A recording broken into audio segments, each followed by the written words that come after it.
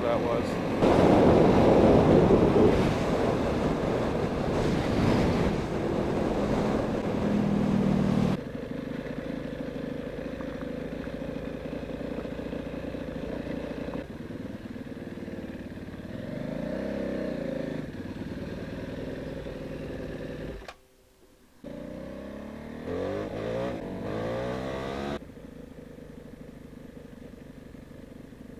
Street legal?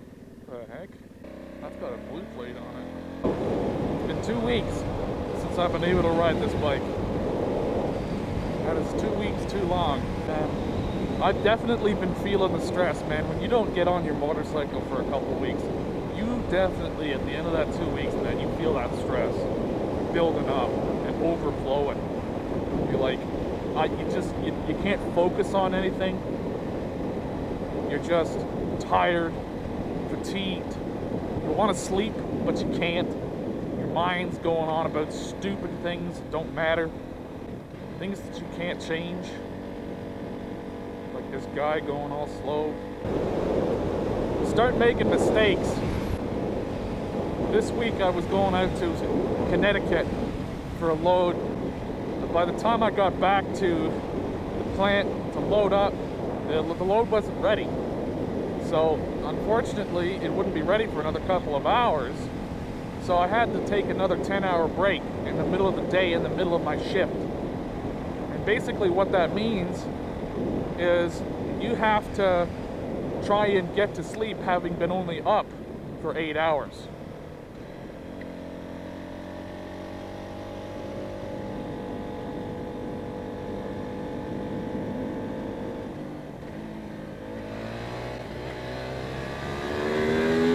Was also in the middle of the day. This was like 10 o'clock a.m. I was trying to get to sleep. I had to try and get to sleep. And I was only able to get like 2 hours of sleep at the end of the 10-hour break. And because when you try to get to sleep in the middle of the day, it's got to be like a deep sleep. Like the middle of the day, like that's when your stress levels are high. That's when your circadian rhythm is screwing you over. And I overslept by 2 hours, so I got a total of 4 hours of sleep, which may not sound like a lot, but I was having to take that 10-hour break. I was already 2 hours late, going to be 2 hours late to the customer. Now that makes me 4 hours late to the customer because I overslept by 2 hours. And so I get up and I'm like, crap, I gotta go. So I go, because I'm already hooked to my trailer. And I get into the US, and then I realize I forgot to pick up the bill of lading for this load. So I can't go back into Canada to get the load. Like, that's just not gonna happen. Not anytime soon. It'd be easier. So what I did was, I've had to do this once before. I had to have the lady that does the payroll at our company. Now this was after hours, mind you. So this is like, it's only like 7 o'clock at night, and they quit at like 4:30. So it's not like their bedtime yet, but still, it's like, this is Friday night. So I got to get her to go over to the plant to get the bills, take a picture, send them to my email, so I can go to the truck stop and have them printed off. So thankfully, she's able to do that for me. Get them, and I go to the truck stop, I print them off. Man, it was an eventful day. Just as soon as I got into Massachusetts, 23 miles into Massachusetts, I see a flare, like from this side of the highway, going up, and then it comes down, and then it goes out halfway down. But it was clearly somebody shot this over the highway. This was a flare, okay, not like a firework. Bright red.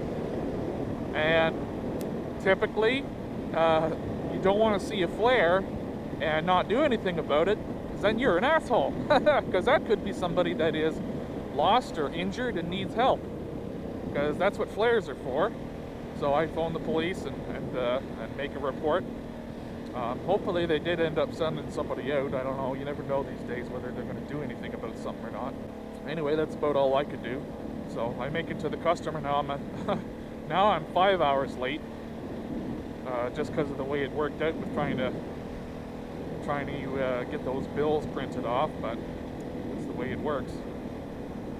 So I get there, nobody's there. So I figure, well, you know, they'll probably be here in the morning. If not, somebody will show up in a couple hours here. So I hit the bunk.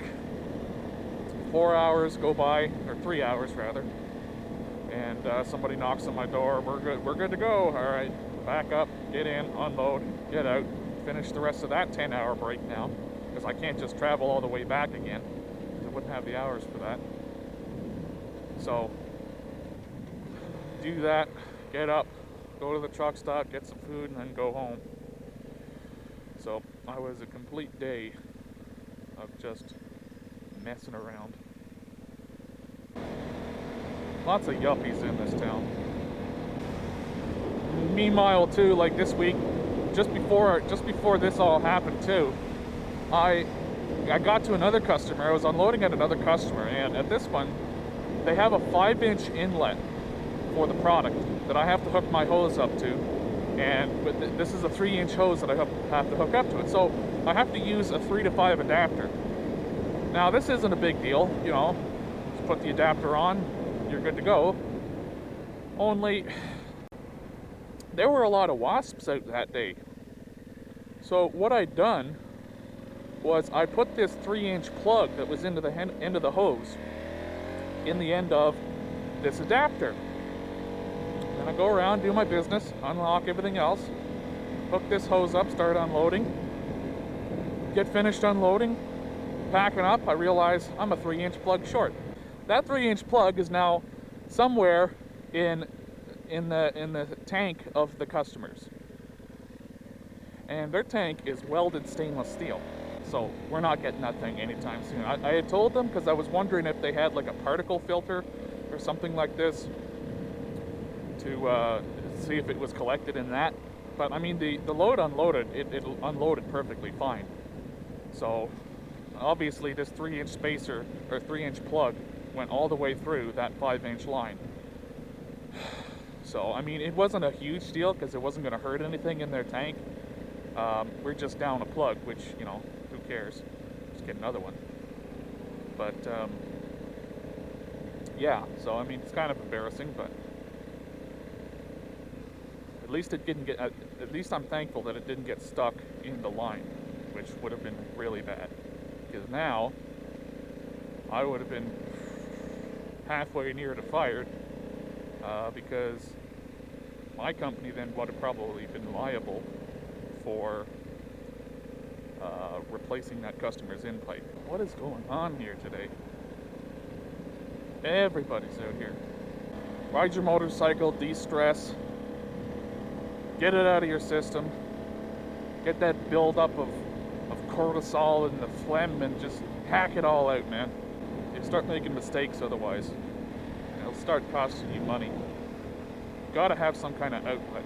A lot of people use video games and stuff, and you know, I'd like to say do whatever you want to do, but you know, here I am. I suppose this is a lot more dangerous than video games is. So even though I try to mitigate the danger, you know, really I can't care about it, because this is just what I love to do. And no matter what, do what you love to do. You know, as long as you're not hurting other people.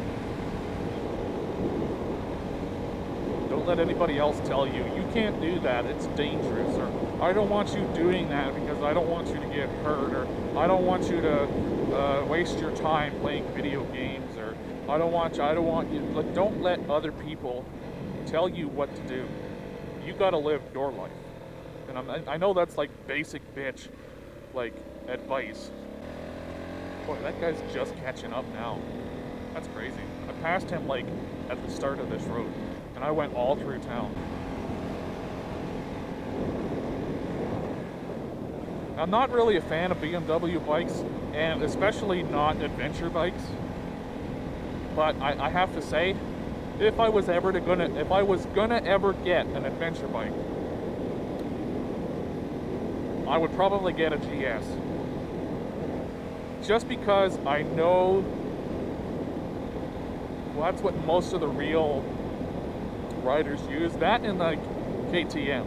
KTM makes some really really nice adventure bikes. But yeah, like between BMW and KTM, at least in my eyes, I'm not an adventure rider, so I don't know, no hate, but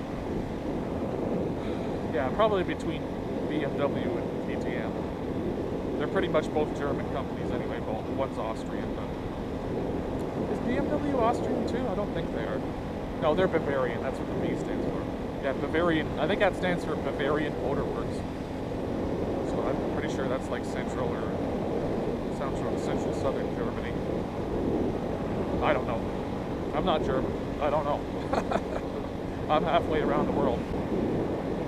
Alrighty guys, hope you enjoyed this little rant, this little getting off of my chest video, this little me complaining video and telling you about my week. I know you're not my significant other, I know you're not my therapist, but it was this or, you know, just be quiet writing, so. That's one thing about this bike, man. All those people, like people walking their dogs and stuff, like as long as I'm not ripping by them, like, man, they like this. They love the color of this thing, man. I mean, of course I do too. That's why I made it that way. But especially the old guys, like especially like older guys that you would think would be like Harley guys, they actually really like this bike and they wave and oh man, it's nice. Except for actual Harley guys. Actual Harley guys don't wave because they're assholes. Oh, come on, making me miss my fun here. I wonder if that guy lives there. I actually, that yard, when I was coming around that corner, I had a CBR 929RR, and I was coming around that corner a little hot, and I had to slip. My rear tire was slipping, and I had to straighten it out, and it was like either I straighten it out just enough, like only a little bit, straighten it out, and hit dead on into one of those trees in his front yard, or I straighten it out all the way and go onto that guy's lawn. So, being smart, I went onto his lawn. I launched over that ditch right onto his lawn, and that was kind of funny.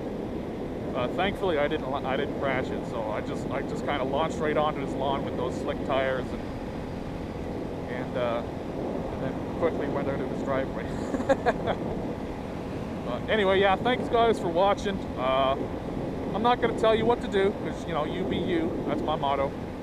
But if you want to subscribe, if you want to like, if you want to comment, tell me what I'm doing wrong or what I should be doing better, or tell me what you like about my videos, go right ahead. Yeah, subscribe if you want to see more. See you guys on the next one.